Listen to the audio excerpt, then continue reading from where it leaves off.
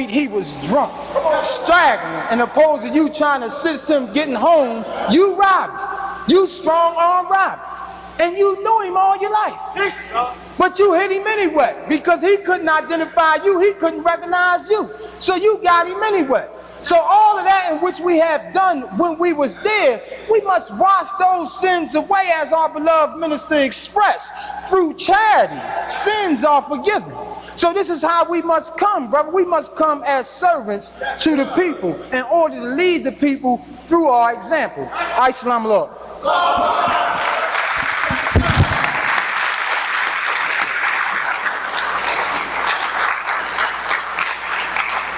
Yes, sir. My beloved brothers, history teaches us that Harry Tubman would go behind enemy lines to give the soldiers a cool drink of water. That's great, isn't it? Yes, sir. My beloved brothers, we have a black warrior doing a greater work today. That's coming behind enemy lines to give the Asiatic gods in hell a cool glass of water. Would you put your hands together and accept a black queen of Asia, a sister, a soldier, and a minister? Sister Sabor Malika Muhammad. Accept her with a warm round of applause.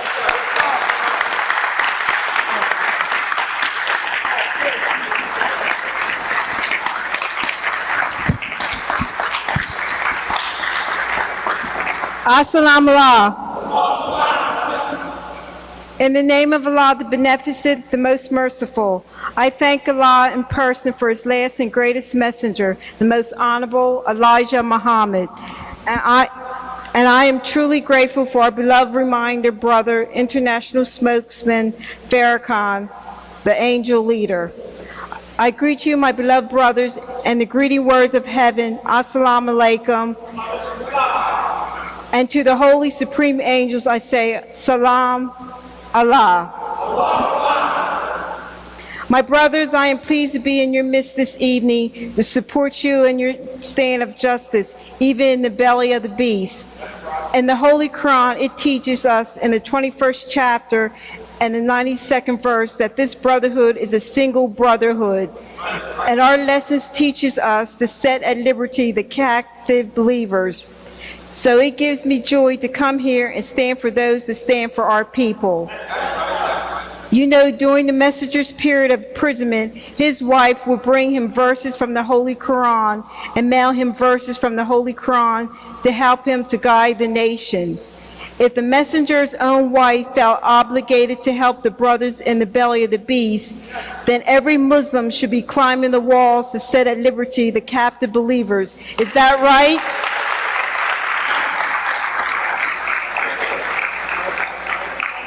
The messenger wrote in his general manual, I think it is time for Elijah to go back to prison to raise some more good ministers. When our Savior was in prison, the messenger visited him. When Malcolm was in prison, the messenger wrote to him. To be a follower of the Honorable Elijah Muhammad is to go as he went, to do as he did, to speak as he spoke. I do not know if Elijah will physically come back to prison and raise some more good ministers, but I do know that the mind of Elijah is already in the prisons, raising some of the greatest ministers our nation has ever produced.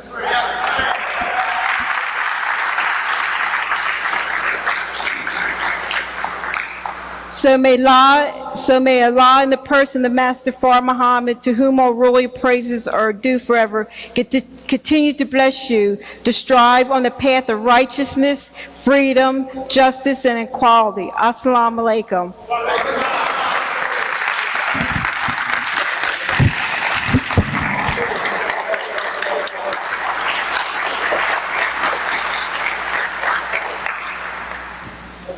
Yes, sir, my beloved brothers. In the Holy Quran, it teaches us that Jesus created a bird out of clay and placed a breath of life in this bird. My beloved brothers, we have in our midst today a bird of the Master Fard Muhammad. Please accept our brother and your brother, Brother Prime Minister Khalid Alif Muhammad, for a warm round of applause.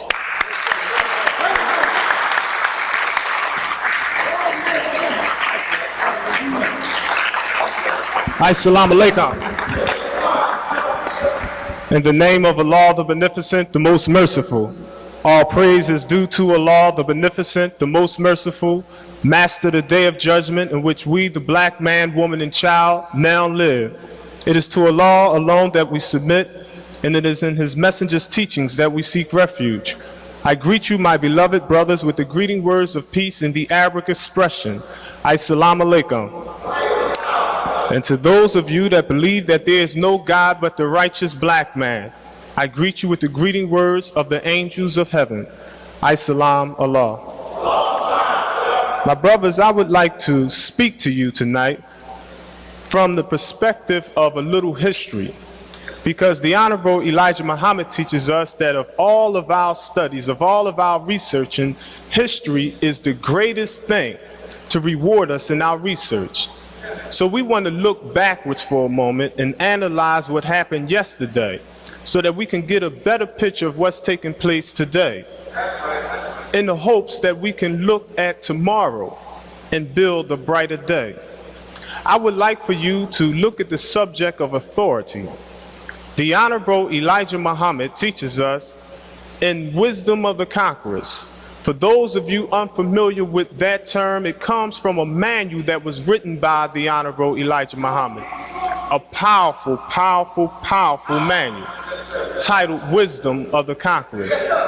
The first principle in this particular manual teaches us that all authority has its source in the law.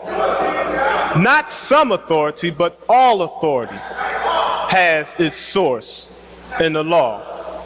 In our book of lessons, in our articles of faith, the last article of faith teaches us that regardless to what you see taking place on the planet, all of the crime, all of the destruction, all of the wickedness that we see in high as well as low places, no matter what is taking place on the planet, be it good or evil, it all proceeds from a law. This is a principle that we must understand in order to understand authority. There are two types of authority. There's the righteous authority, and then there's the wicked authority. As Muslims, we are obligated to listen to both authorities.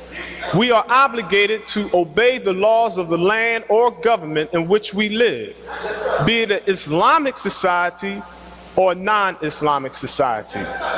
Because we believe that if we cannot obey the laws of the devil, we can't obey the laws of Allah God. But we are taught if the law conflicts with the law of Allah, then we must shun or reject the law of our enemies and heed the law of Allah God. In essence, the Honorable Elijah Muhammad teaches us that we are to be obedient to those in authority, as well as to non-believers in authority over us, as long as it does not conflict with our religion. So as long as it does not teach us to disobey the restrictive laws of Islam, we don't have a problem with that authority. The Holy Quran teaches us in Surah 4, Ayat 59, in the meaning, O you who believe, obey Allah and obey the Messenger and those in authority from among you.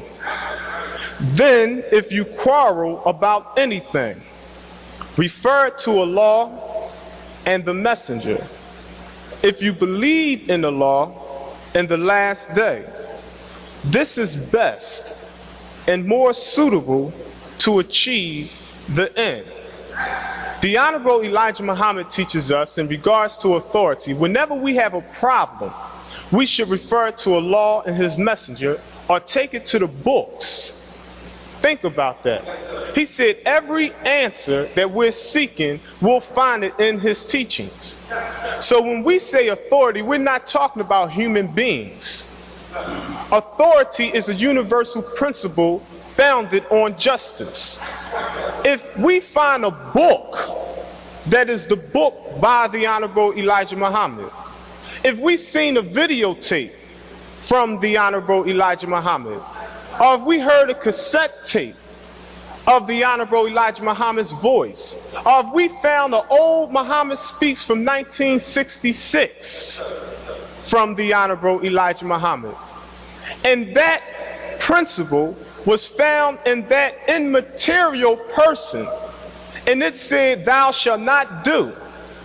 And a minister or a captain or a secretary came forward and said, thou shalt do. Then we are obligated to disobey that human being and listen to authority. Authority is not a title. Authority is not a personality. Authority is not a sanctioned human being. Authority is common sense. You know common sense when you hear common sense. You are not a naive people. We are well trained in the tricks of the devil. We have been taught the tricks of the devil ever since we've been in America. Is that right? So we know that just because a man may say that he's a follower of the Honorable Elijah Muhammad doesn't make it so. Just because a man may say he's an imam or a reverend or a priest or a guru or a rabbi, it doesn't make it so. It takes work. It takes actions. It takes deeds. It takes more than mere knowledge, echoing that knowledge in the form of wisdom. It takes understanding. You have to see a change in your personal self because of the vision of authority. So the Honorable Elijah Muhammad teaches us that we are to be obedient to the laws of Islam and those in authority.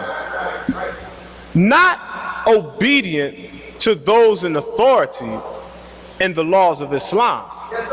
No, we're first obedient to the laws of Islam. Then we're obedient to those in authority. This is a science and a strong principle of truth to lay hold to. Because if our people understood that basic principle, as long as it doesn't conflict with your religion. On February the 26th, 1975, they would not have allowed Wallace Delancey Muhammad, the son of Elijah Muhammad, to come before the believers when the commanding officer of the day, Brother Minister Farakhan, who at that time was appointed the position of the national representative of the Nation of Islam. This man was all the way in New York City. Now he's next in command. But an absentee, Wallace Delancey Muhammad came out in the public and laid claim to the Nation of Islam. And he came forth with all of these innovations. He took down the picture of Master Fard Muhammad. And he took down the picture of the Honorable Elijah Muhammad. He came in our midst the way Sir John Hawkins came in our midst. He came with a promise of more gold for the black man. He spoke 2 languages like Sir John Hawkins. John Hawkins, the messenger teaches us, spoke both English and Arabic. Wallace spoke English and Arabic. And he knew our people didn't understand the Arabic language. So he came and said, well, I'm going to teach y'all the Arabiya. And he was able to look into the Arabiya and speak from a position of knowledge. And our people, hearing it in ignorance, could not challenge him because they didn't properly prepare themselves. So they did what? They tossed the man in the air. They said he was born for the mission. They said that they would support him and follow him anywhere he would go. Anywhere, they said. They didn't say just to heaven. They said they would follow Wallace anywhere he went. So Wallace told them to put down the messenger's books for a minute. Throw away your lessons. Because he knew the lessons taught you not to worship any God but Allah, the one the messenger represents to us. So in taking and throwing away our lessons, he was able to strip us from Allah. He took authority away from us. We didn't have a ruler to measure him by. So he came forward in our midst, sowing seeds of dissension amongst black people. And Brother Minister Farakhan, watching this, being a righteous man, not wanting to appear as though he was egotistical, not wanting to cause bloodshed between those loyal to him and those loyal to Wallace Delancey Muhammad. He backstepped and said, well, brother, I'm gonna go ahead and let you do what you have to do, as long as you keep your father out front. But Wallace didn't have that in his heart. That was not his intention, to keep the Honorable Elijah Muhammad out front.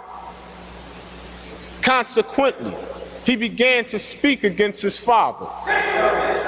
He came to Philadelphia and went to the Civic Center, held a rally.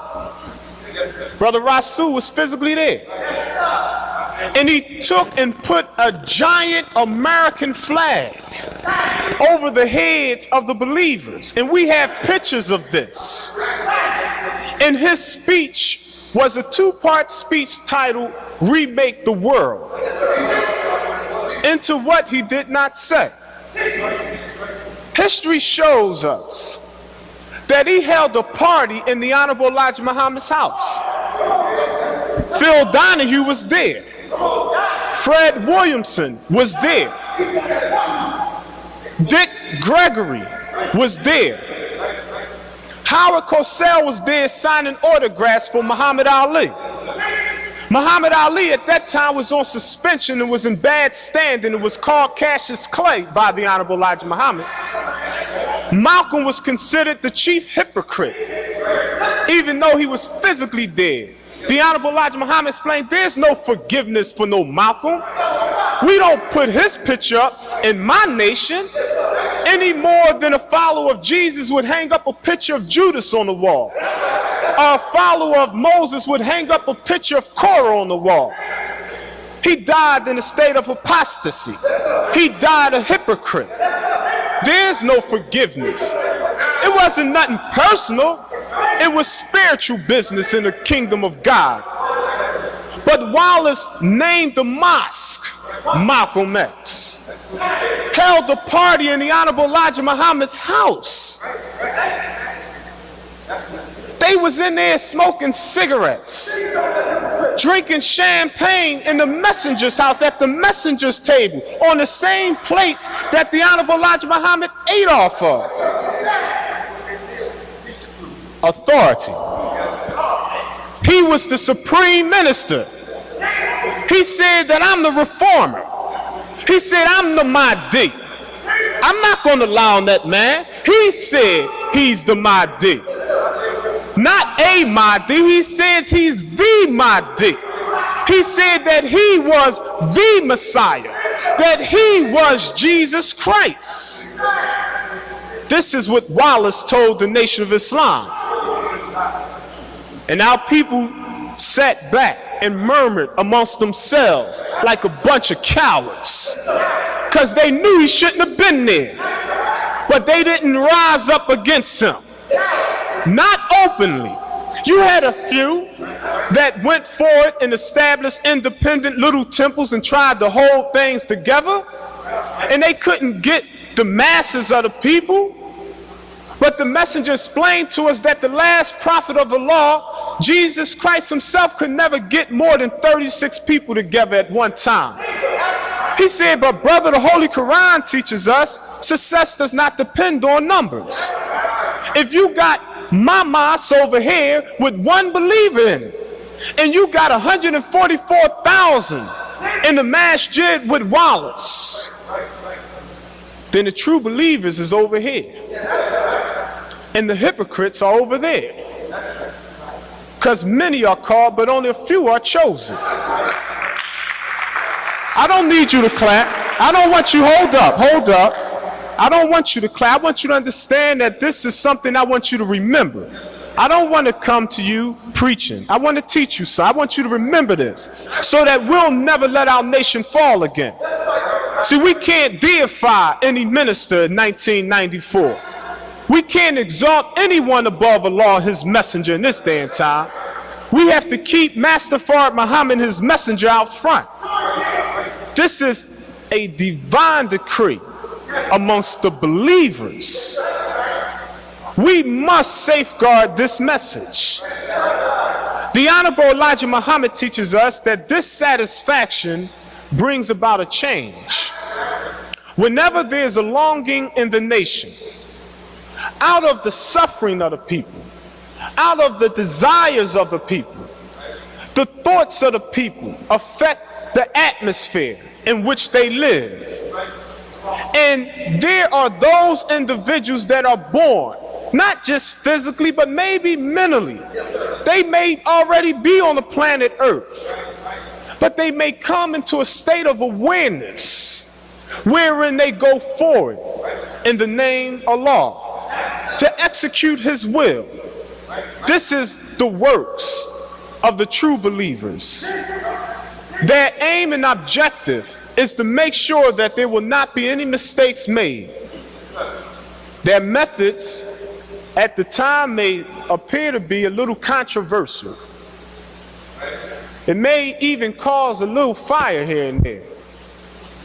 But if God is backing you and his messenger is supporting you, you can't worry about what the world thinks.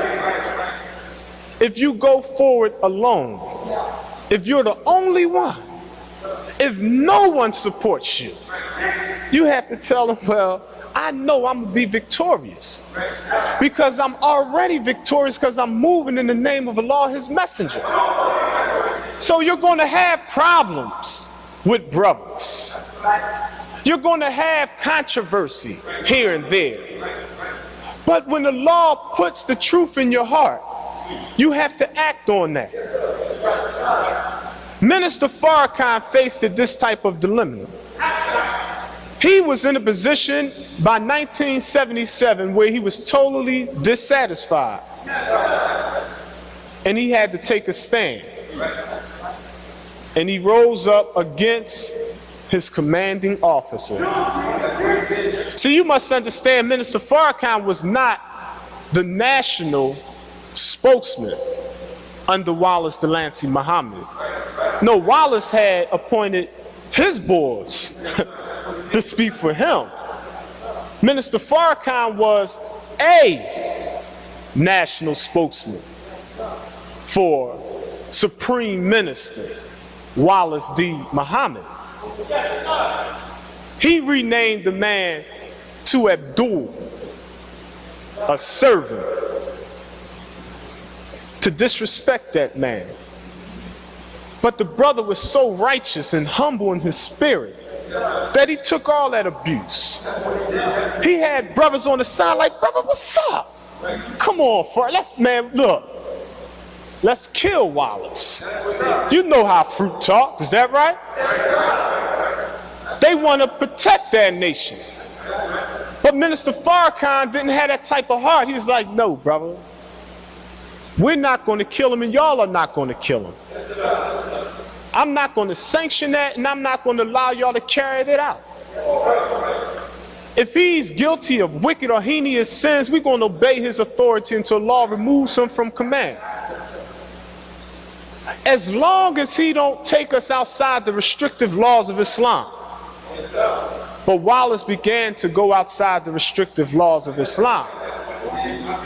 And when he disbelieved in Master Farakhan Muhammad openly, and when he disbelieved in the Honorable Elijah Muhammad openly, that's when Minister Farakhan parted from him.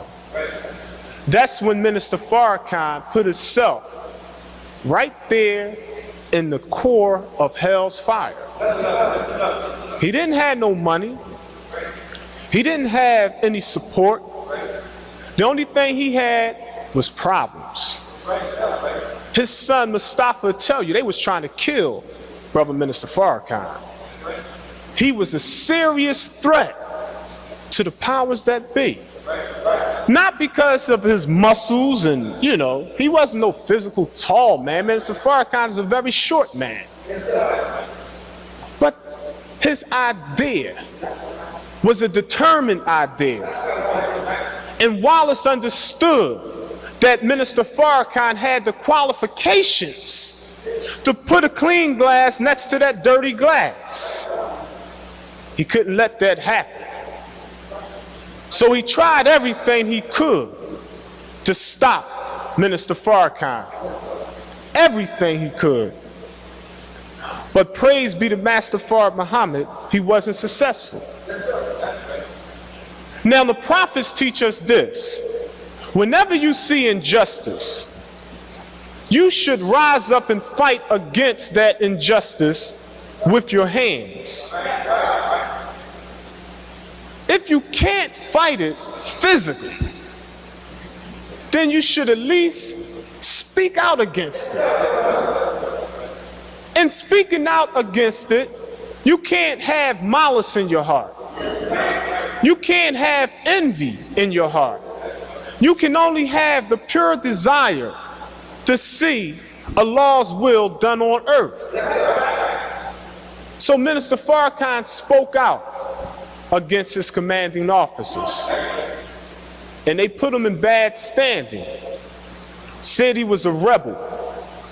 Said he was trying to steal the Nation of Islam. And that he was trying to put on the shoes of Wallace D. Muhammad. Of course, just the reverse is true. But the prophets teach us that if you don't have the courage to speak out against injustice, then you should at least hate it in your heart. Meaning you should, in your own thinking, say, man, I'm not really with this stuff. That's the position we're supposed to take. Would y'all let somebody destroy the Nation of Islam today? You sure? What would you do if you were soldiering in 1975 and Wallace D. Muhammad came out saying, we're no longer going to believe in Master Fard Muhammad and Elijah Muhammad. We're going to believe in an unseen Allah, and we're going to believe in Prophet Muhammad of Arabia of 1,400 years ago. Think about that. It's easy for us to say that in 1994. You may do that in 1994. But you have to understand, when the law decrees a thing, that thing will surely come to pass. It was the will of Allah that Imam Wafdeen Muhammad, as he's now known, destroyed the Nation of Islam. A mystery God didn't destroy the Nation of Islam. It was a human being that destroyed the Nation of Islam. We must understand that Wallace came in with a superior spirit of wisdom. And superior wisdom can't submit to inferior wisdom. Wallace was not no mediocre man. He was a mental giant. He's not an individual that knew Orthodox Islam. He knew the teachings of the Honorable Elijah Muhammad better than most of the ministers of the Honorable Elijah Muhammad. This is why he was successful. We didn't have the strength, conviction, nor the determination to stop Wallace from doing the works of Master Fard Muhammad. It wasn't given to us. It was written that Israel would fall. So when the nation fell, we can't look at it in this day and say, well, it's the fruit fault. It's the MGT's fault. No, it's not a case of fault. It's not a case of finger pointing or placing the blame. It's a case of fixing the blame and understanding the wisdom of Allah's will. So we want to look at authority in this day and time and understand that there is a wicked authority and a righteous authority. 6,079 years ago, Dr. Yaqub Malik Shabazz established a system that we call today counterintelligence, propaganda, scandal mongering, he say, she say. Yaqub was wise enough in his psychology to teach his people through literature. He didn't personally tell them. He never seen a white person a day in his life. But he taught them through literature to go in the midst of the righteous people, planting seeds of dissension in the minds of the believers, to go into their homes and tell them that you heard this and you heard that. They come into your home, into your mental state. They come right there into your way of thinking, telling you, Minister Farakhan, he this, and you know Farakhan said that, and he don't believe this, and you know he believe that. Whispering, casting evil suggestions, making firm resolutions. Our student Minister Khalil said that the winds represent the rumors, that the rain represents persecution, and that the floods represent the propaganda. We want to remember that, because this is what we are faced with today. Everything in the Nation of Islam is not under the Nation of Islam. Don't think just because you see brothers around Minister Farakhan that they are with Minister Farakhan. Don't think just because brothers may be in Masjid al-Law number 12 talking about Assalamu alaikum and As-SALAAM Allah, that they're not going right back to the devil, reporting in to the devil. Oh, we're not fools.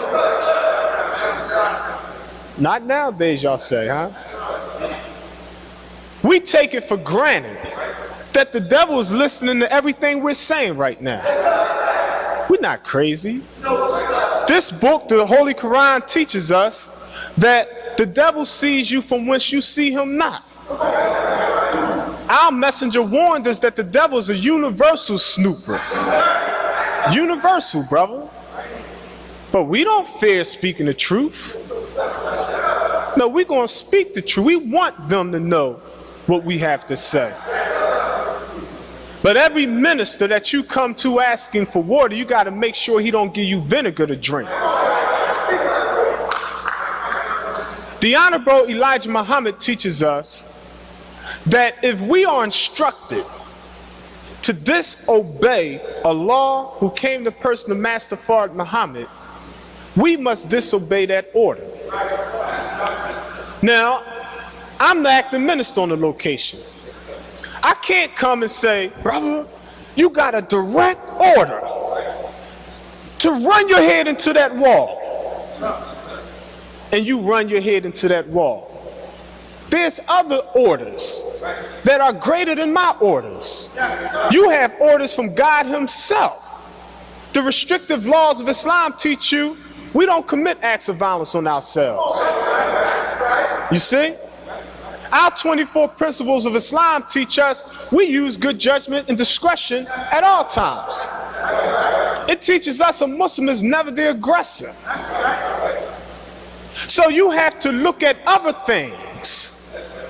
But if you don't know the truth, then you're like a little blind sheep there. And a man can call you to the slaughter because you don't know. So what we do is try to get you to know what the messenger had to say. We want you to understand everything that the Honorable Elijah Muhammad taught us as he taught it. Because then you'll have your life jacket on when you go out there into the sea of propaganda. you can compare what we say to that which the Honorable Elijah Muhammad says. And you know that the messenger's word supersedes our word. The Honorable Elijah Muhammad said that he's surrounded by stool pigeons, by such characters. He explained to us that there are various signs of a hypocrite. And when you study your lessons, you can tell a hypocrite by the way he walks and the way he talks. You could tell a hypocrite by the way he eats. You could tell a lot about a hypocrite. The messenger teaches us that a hypocrite always says I instead of we and us. See, he's egotistical. He always worried about I and me. This is his world. This is how he sees things. A hypocrite is a pretender. He loves the devil because the devil gives him nothing. I don't need you to clap, black man. I don't need you to clap. See, sometimes we clap too soon. You see? We're not here for a show. This thing is serious. I want you to understand the seriousness of this subject. A hypocrite shows various signs, brother. A hypocrite is a weak person. He loves to smoke, drink, get high. Why? He uses these things as a means of courage, the Honorable Elijah Muhammad says. So a hypocrite, whenever he's confronted with a dilemma, confronted with a problem, he's like, oh man, I need a cigarette. I'm nervous. I'm stressed out. I can't seek refuge in the law. I can't make no prayer because I don't have an inner peace. I can't go within myself. I got to go outside and go to the white man's world and find something. A little tote of this or a little sip of that or a puff of that. But the Honorable Elijah Muhammad teaches us that those are signs of hypocrisy. He teaches us that the sign is not the actual person, but it shows you where that person is on their way to. So we want to understand that the believers are courageous individuals. They don't have fear and they don't have grief. When confronted with problems, that problem is you worrying about the problem. They're not worrying about the problem because they say that life and that death and that sacrifices is all for Allah. They puts it all in the care of Allah. If it's out their hand, they say, well, there's nothing I could do about it. I'm not going to worry about the unknown. I'll deal with it as it comes before me. I don't care what happens. I'm going to stay on post. But there's a fear in the enemy today. There's a fear in the criminologists, the penologists. Their greatest fear, the messenger teaches us, is the acceptance of the black man into the nation of Islam that's in the penitentiaries. The black man in prison makes the best follower of the Honorable